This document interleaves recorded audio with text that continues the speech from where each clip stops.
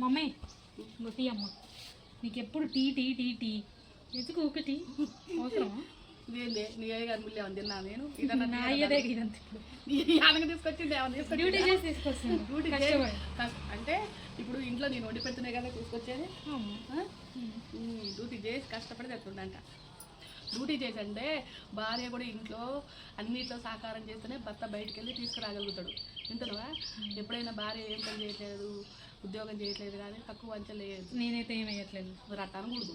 Hi guys, మా mummy ఊకే tea తాగుతుంది. చెప్పండి తాగొద్దని. ఇప్పటి నుంచి ఇక్కడికే తాగుతాను నేను. ఎక్కడికైనా సరే ఒక పూట తాగాలి. అసలు అది కూడా షుగర్ జాగరి ఏది లేకుండా తాగాలి. నీ ఇష్టం. తాగొద్దు అసలు. ఈ ఎండలో అసలు ఎవరైనా మంచి మంచి జ్యూసులు తాగుతారు కానీ టీలు తాగుతారా? నువ్వు చేసినావు నేను చేయకపోయినా నువ్వే చేసుకున్నా. ఇచ్చింది మాత్రం బాయ్ బాయ్.